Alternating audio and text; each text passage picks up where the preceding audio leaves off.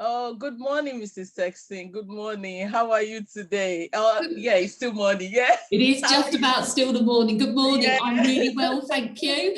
Just come to the end of a very long academic year. So we are in school training today, but our children are already at home enjoying our beautiful sunshine. That's right. So That's right. yeah, I'm very well. Oh, thank you so much. Oh my goodness. I'm so happy that you're doing this with me. Hello, viewers. My name is Abisola Oshoteku. I welcome you to Nigerians Awareness. As every one of you know, we're still new in this program. And, here we just come together to encourage every Nigerians out there, both the one in diaspora and the one living in Nigeria. The last time I was talking about education, here I have head teacher with me, Mrs. Sexton. She's the head teacher. My daughter actually attends the school, and I love what is going on in that school. And I was thinking it would be nice to talk to somebody who is actually heading this wonderful school. So, Mrs. Sexton, I just want to appreciate you for the good work you have been doing, please. Yeah, if you don't mind, could you please introduce yourself, please? Okay, so I'm Ms Sexton. I'm the head teacher at Westcourt Primary School. So that means I've got children from age 3 to age 11 in the school. I've been the head teacher now here for about 5 years. I was the deputy head here before, and I've been teaching for 26 years. Wow. So I've got a lot of experience, and I've been to a number of schools, and I just love my job. It's a privilege to be in my position. I know you love it. Honestly, I know. I know you will see there's a difference between somebody who is just doing a job, and there's a difference between somebody who love what they do. And each time I see you in that school, I can see that you love what you're doing. And Elizabeth, she never, whenever I collect her, she says, "Bye, Ms. Sexton." Yeah, always. It's great. Yeah. We are one big community, and that's my aim, is to be a big family in a community. Yeah, thank you so much. Yeah, I know you have been very busy, so I will just go straight into the interview. Before the COVID, I see the way the school is run, I see the way your involvement. But during the COVID, of course, the COVID is still on, but it's more, better. We are kind of free, I would say, at the moment, at least a little bit more better than the way it was. I see your involvement in everything. The way you stand at the gates to welcome the children and also to monitor that things is being done properly. And I will tell you what actually prompted this interview. There was a day I collected Elizabeth. The school have actually put exit and where to, when you're going to depart as well. And there's a mother actually want to, just to face the people coming. And the daughter held the mother's hand and he said, no, mom. And the mom wants to go. She hold on to her hand. It's like, you are not going. We can't go there. We go this way. And I was watching. I was like, wow, this do not happen by accident. These children must have been taught. Something have been said to them that, the way everything about the COVID. So before I push further, and I also noticed that during the COVID, or whenever the children, there's a, they are in isolation, they are at home and all that, and they do a story via Zoom, I will see that you are there. The first time you are there was like, wow. So is it compulsory that you will be there, or is just something within you that you think is necessary for you to be at the gate, both in the morning, in the afternoon, and even doing the reading, So that has been my choice to do that. So as head teacher of the school, I think it's really important that I know every child in the school. So I've got 340 children in the school. I probably can't name quite all of them, but I do know them all. And that to me is very, very important on many levels. Every child's an individual, and they deserve to be known. And I just, you know, I need to know things about them. I think it's important for parents to know that I know their children. So if they come to me with an issue or even a celebration or something they want to share, I know who their child is. You know, they're not a name on a piece of paper for me. They're an individual, they're precious, and they deserve that. You know, they get one chance at education, our children, and it can't be redone. So they need the best education that I can possibly help to give them, along with my staff. And so I think being out on the gate in the morning, it makes me visible. I think it makes me approachable for parents so that they can just say to me, oh, something's happened at home, the dog's not very well, they might be upset, or they've had a fallout, or something really good has happened. You know, we've had, you know, children achieve something in an out of school club, and that's important that I know that. So I think that's really important, because actually education only works well when there's communication between home and school and we work in partnership together. And that's really important. And I think during COVID, that's been especially important, because none of us knew what was going to happen. If we go back to March 2020, when school closed for the first time, I honestly thought, oh, we'll be back after Easter. It will be fine. Yeah. But we weren't. And so actually it's been important that we've supported each other together, because actually as a school community, it's one thing we can all relate to. We've all been through this really difficult situation and are still going through it together. So I think parents have needed to know that I understand what they're dealing with home learning. They've needed to understand as a school, but we've worked within restrictions that the government have given us. So I think that's been important. And then doing story time and online lessons with children, again, I've chosen to go to, not that I think I need to be there, but I wanted to see the children. I've missed them. I enjoy talking to them. And I think for them, it shows connection again. Yes. And it shows that care, that actually I'm not just somebody in the building, but actually I was there to see them, and I was there to see how their well-being was. So I chose to do that, but I think that's crucial for the running of the school. Yes. Wow. Wow. Oh my goodness. Thank you so much. Oh my goodness. You know, viewers, this is so, what you just said now, it means a lot. And I want our air teachers back home in Nigeria to learn from this. I will tell you, I do my primary school and secondary school and a little bit of my diploma in Nigeria. I cannot remember me getting very close to my air teacher, both in primary school and in secondary school. It's like you see them up there. Is, you know, the office is not really that open to you. Once you are being called to your air teacher's office, is it that you're in trouble or maybe you've done something exceptional? So it's so great. I love that practice, and I really want people, you know, my dear air teachers back home in Nigeria, you could hear from Mrs. Sexton. This is a great practice. I love it.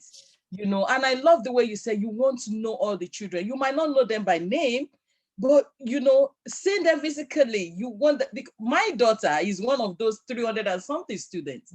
And I see her, is like, she's looking forward to say hello to you. Bye, Ms Sexton. She's looking forward to that. And that means a lot to me. So thank you so much for this wonderful practice. I really appreciate you, especially during the reading. You are the boss.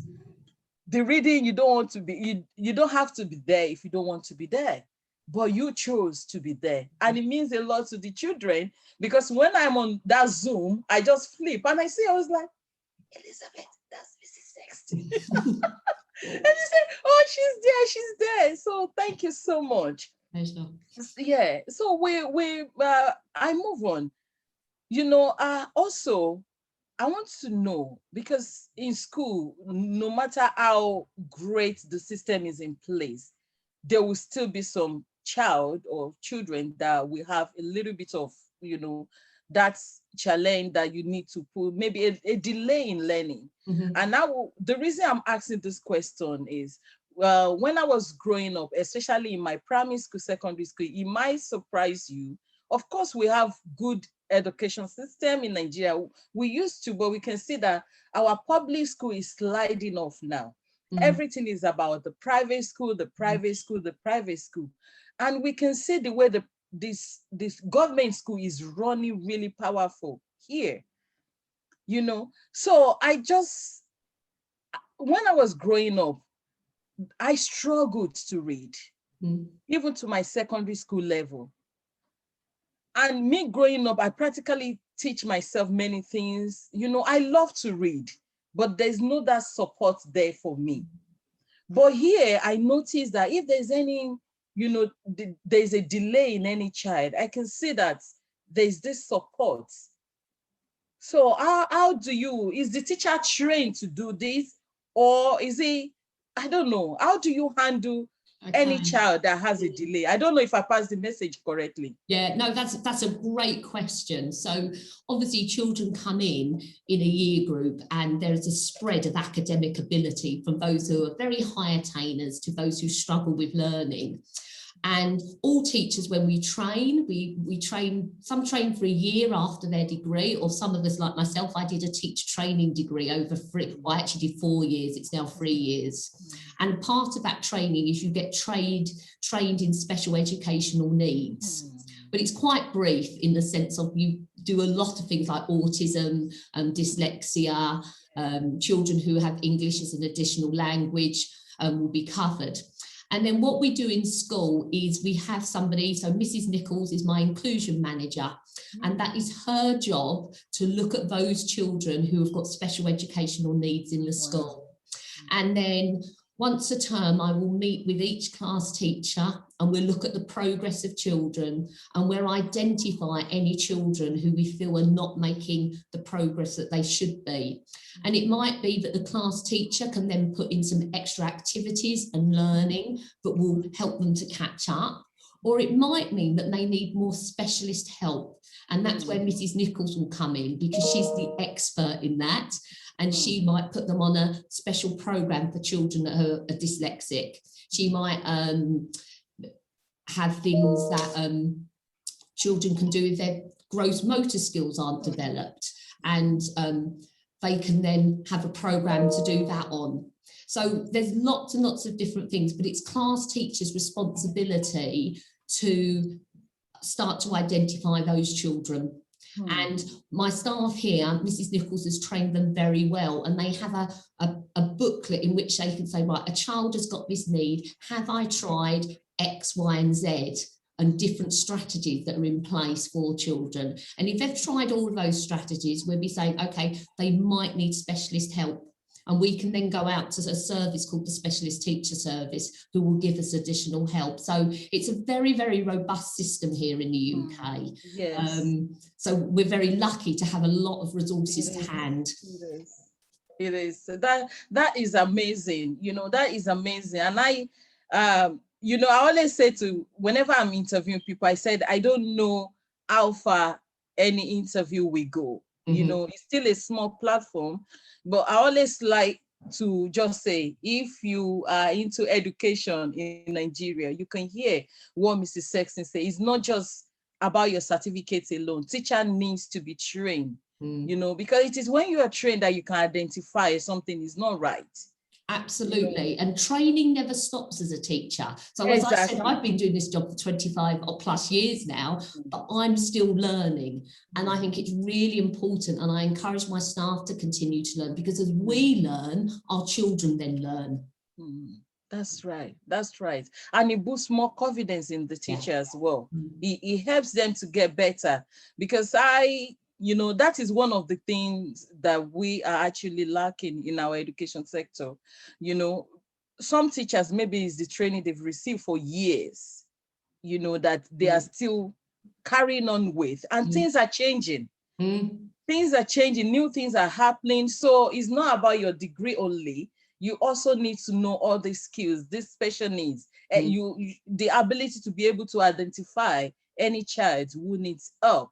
You know, and that is why this video is very important, you know. And also, I know in this area, definitely government is supporting. So we cannot rule that out because government is involved. They will be the one to put things in place, which we don't really have that much now.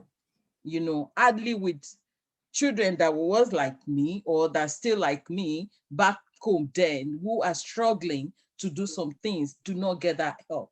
And the teachers are doing their best, but when they don't have the support of the government, it makes what you're doing is not really going to be shown. You won't really see the results of what you are doing.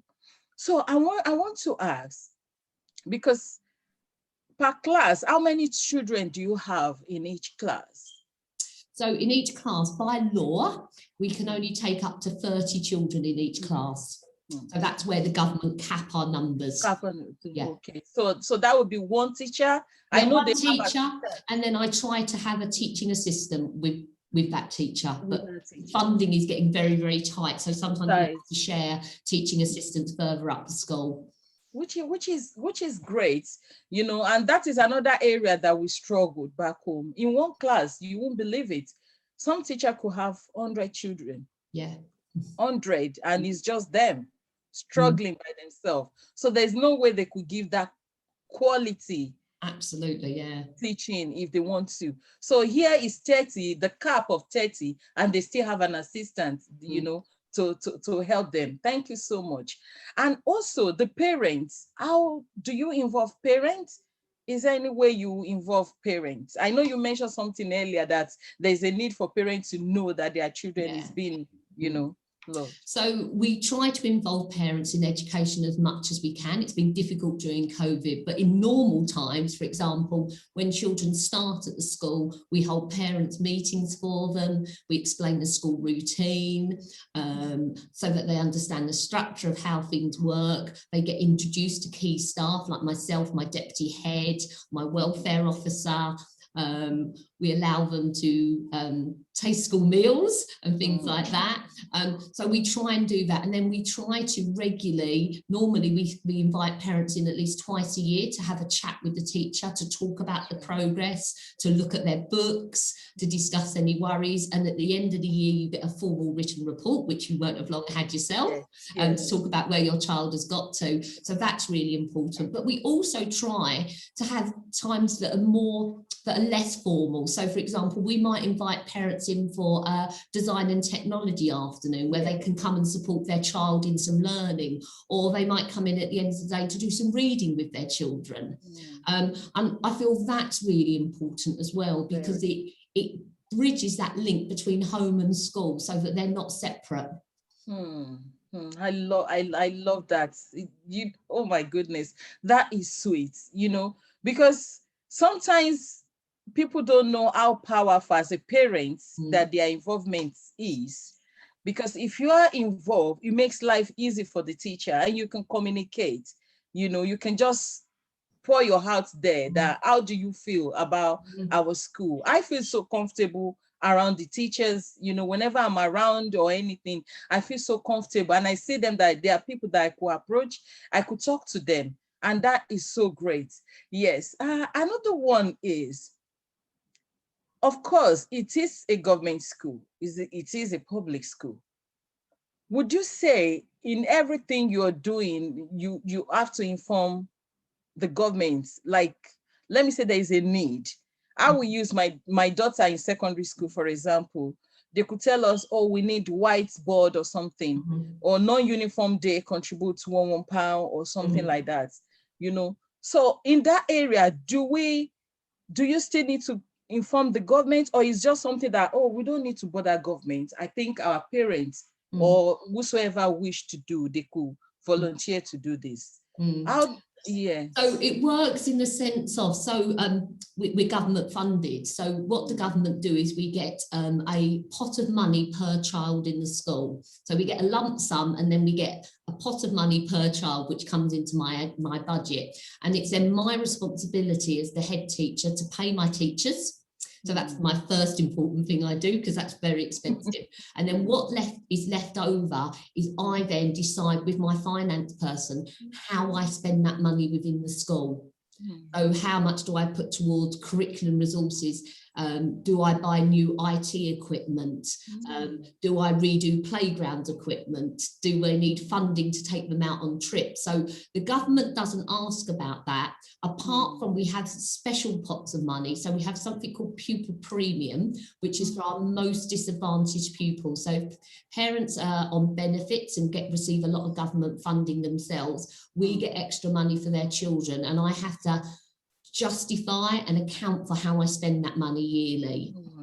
So that's important. But our big government sort of checkup is what we call Ofsted in the UK. So every 3 to 4 years, Ofsted will come in and inspect the school, and they will look at everything from curriculum to how we plan, how much progress the children make. They look at our safeguarding, our health and safety, and we get a report about that and a grading, and that's a public document, and that goes out. And that can, as you know, really change how parents view a school. Now, we're lucky, we're a good school. We got a very good Ofsted report last time in 2019, but that's what, we don't work towards it, but we're always aware of the framework of Ofsted, because that's how we will be judged as a school. And then as far as volunteers with parents go, again, COVID has stopped that, but we certainly have parents who volunteer, who come in, who might help with reading and do different things. And that's great. And then other things, you're right, we might fund different things to say, actually, we'd like to develop an area of the school. So we might have a non-school uniform day or a different fundraising thing. And we do that, but the government don't get involved in that. But we are audited as far as finance goes. So everything has to be accounted for. And that's audited every year. Wow. That is amazing. You know, I love this question. There was one of my guests, I asked her that question, and we're talking because back home, everybody believes governments have to do everything, especially when it comes to education. And I was thinking, even as a parent, when you see that the school that your child is attending, they are in a lack, and you can fill in the gap, it is your responsibility to come forward and, you know, solve the problem. Because there are some schools that the toilet is not even good. I mean, back home now. And we have parents who are builders, who could just say, okay, if other parents could contribute money, I could, you know, construct this. And that is so crucial. Here we have the government support, but the schools still seek parents that, okay, we have our budget, but if we're going to achieve this particular thing, we might be going out of budget. So for that reason, parent, can you help to, you know, tidy up this area, which is great. So I'm saying to you, back home in Nigeria, you can see as a parent, you have a lot to do as well. You know, even if our government, we are all screaming, they are not doing what they're supposed to do. But you as a parent, you could do little things that could make a difference. It's so important you are involved in your school, in your children's school, whatever that is going on in your children's school, to see the better way that you want it to see. We cannot depend everything on the government. You have to do, I have to do. And that is what I am encouraging here. And that is what Ms Sexton just said. That is not everything, you know, that part of it, they don't need to inform the government.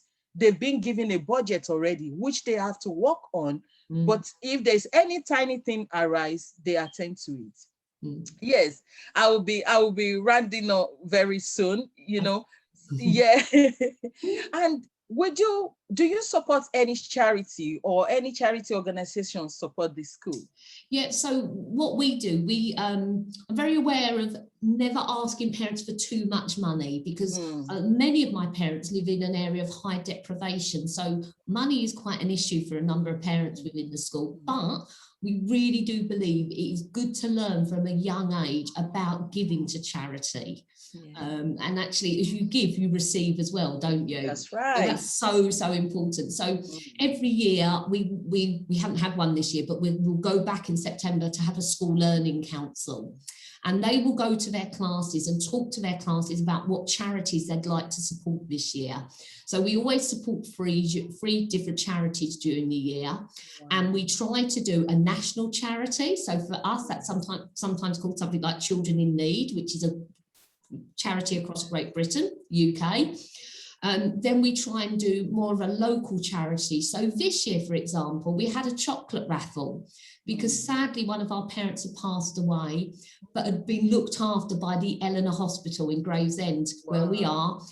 And so we wanted to raise some money for the Eleanor because they do an amazing job looking after patients with terminal cancer. So that's what we did. And that was something really close to our hearts. And we raised an amazing amount of money.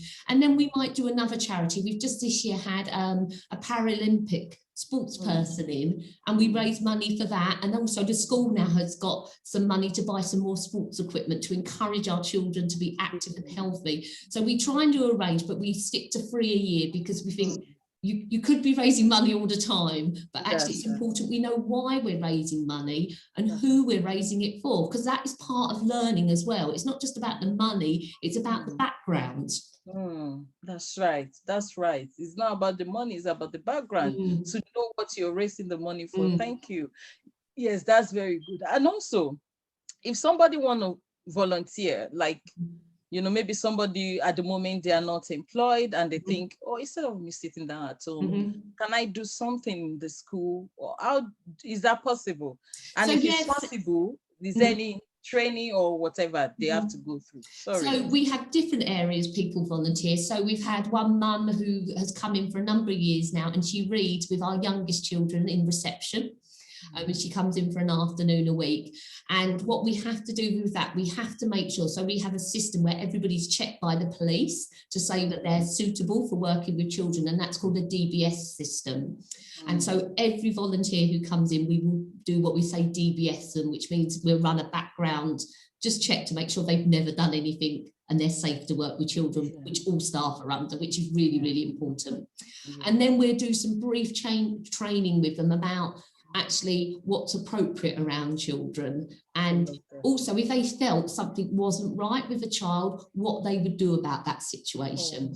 But we never leave them on their own. They're always with an experienced class member. We wouldn't put them in a room with children on their own. They're with somebody. And then others come to us and say, I'd love to help, but I don't really want to work with children. So we've had examples of a group of parents who came in, and I've got a beautiful compass garden, but it was getting overgrown. So they came and dug it out, weeded it for me, and things that I haven't got time to do. So that was brilliant. Again, that really helps the school, and it just shows that commitment to our community and where we are.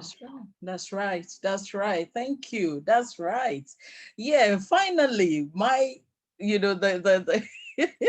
thank you so much for your time. Finally, the how important is government involvement in school, the running of the school, how important it is, because we know this is a government school, it's a public school, but how important, how crucial is their involvement? So again, I think the government are very good. So we have a national curriculum. So we choose to follow the national curriculum, and that sets out the standard that children should reach at each stage. And then we have quite a lot of government testing. So at the end of year 1, when they're 6 years old, they have to take a phonics screening test. Then at the end of year 2, when they're 7, they have what's called SATs papers, statutory assessment test. In year 4, when they are 9, they have to do a times tables check. And then at year 6, they do SATs testing again. And that's important because that data at Key Stage 1 and Key Stage 2 in year 2 and year 6 is published nationally. So that's really, really important. However, what we love about teaching here is we're free to teach to those points how we like. So some teachers will teach in very different ways because their personalities are different. And I really encourage that with staff to make teaching their own, because they've got to love learning themselves. And different children respond to different styles of teaching in different ways. So again, I think that's really, really important. So as much as we've always got our eye on the academic progress of children, the government will look at that, but they won't worry about what's happened before it, in the sense of, if we've made that progress, then they know that we're educationally doing a good job.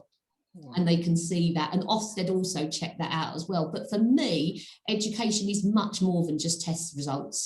It's about actually preparing children for their next stage in life. That's and for their whole life ahead. So, you know, we have a huge emphasis here on values and politeness. And I love it. You know, you talk about your daughter saying goodbye at the gate. Those things are very, very important. Actually, how you greet people, how you treat people in this world, how you resolve conflicts. So to me, it's about educating the wider child, not just academic and education in that traditional sense. That's oh my goodness, that is powerful. And I like the way you said, you know, it's not just about education, you know how to read, you know, because this is life. Yeah. This is life. You have to learn how to live properly with people, to respect people. And, you know, that's what I always mention this, that is so important. Yeah. I have so much interest because back home, I'm planning to do a charity organization. It's in process at the moment. You know, I want to pay attention to the primary schools, because that is the foundation. Yeah. That is the foundation. And once they get it right at that stage, it's so easy to just follow up. So what you just said now is so important. It's just like you just nailed some of my heart desire. Like, children need to know how to, you know, the way of life. Yeah. The way of life. So, Mrs. Sexton, this is the end of the interview. I really appreciate you. If you want, I don't know if there's any other word you want to say or any encouragement. Is there anything you want to say? I would just say that actually, you know, all of our children, wherever we are in the world, and I've been privileged to actually go to Africa. I've been to Ghana. I've been to schools out there. Yeah, I've been. Yeah, wow. I've been to the Ukraine. I've been to schools out there and Poland.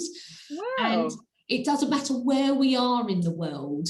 Children need the best start to their life, because education is the springboard for the rest of their life and for decisions that they will make. And it doesn't matter where they go in life, in the sense of, you know, they could become prime minister, they might work in a bank, they might work in a school themselves, but actually if we can give them the tools to do that, then we've done our job right.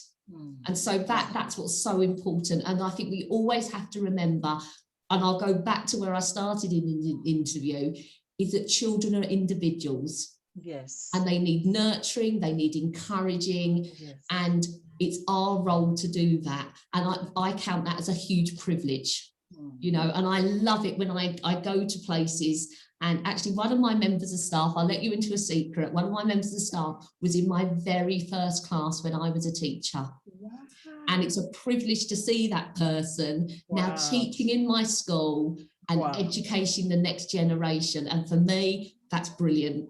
25 years ago, she was a 4-year-old, and now she's educating the next generation. So I know that I'm making an impact in this world. And that's what I'd encourage all of you to do. Every day when it gets tough and it gets hard, remember you are influencing lives. Wow. Did you hear that, teachers? You are influencing life. I know sometimes, especially for people who is working back home, sometimes you might not get your salary. So it might be very discouraging. But just remember this, you are touching life. Yeah. So when you are in front of those children, those are the generation. Did you hear what Mrs. Sexton said? Somebody she taught 25 years ago. Now one of your teachers. Isn't that awesome? So you are touching the next generation. I love teachers, because without you teachers, we are nothing. No doctors, nobody. You guys taught us. You taught us, you molded us, you know, and we are so grateful for that. Thank you so much, Ms. Sexton. I really appreciate you. I will say to you, I don't want to put you on spot. You don't need to answer. Maybe in future, when things is more appropriate, you know, things is more good. Because as I said to you, I'm thinking into charity and all that back home, especially with the teachers. Like a Zoom like this, would you like to talk to some of our teachers at some point. I would love to do that. Absolutely love to. And one day I will get on a plane and visit, because that's the other thing I love doing as well. Yeah! Did you hear that, guys? So, oh yes. Thank you so much. I'll let you into a secret. I've got itchy feet to get back to Africa, because I love your continent. Wow. And I love the people of Africa, and I would love to go back, and I'd love to. Wow! Did you hear that? Something great is coming. Yay! I love that. Thank you so much. You see, so my heart is leading me right then. My heart is leading me right. So you see, this is Mrs. Sexton giving awards to us. So when things is well, I tell you, we will take good care of you. We will take good care of you. We will make the funding, because what you're doing in that school, it touched my heart, and it's a huge good practice. And imagine talking to so many teachers that you have been there for years. If they could hear from you, I know it's going to touch, change so many things about teachers. Thank you so much once again. No problem. I really appreciate you. Thank you. Have a wonderful summer. Enjoy your summer. I will. Enjoy it. Thank you so much. Thank you. I really appreciate you. Okay, just a minute, please.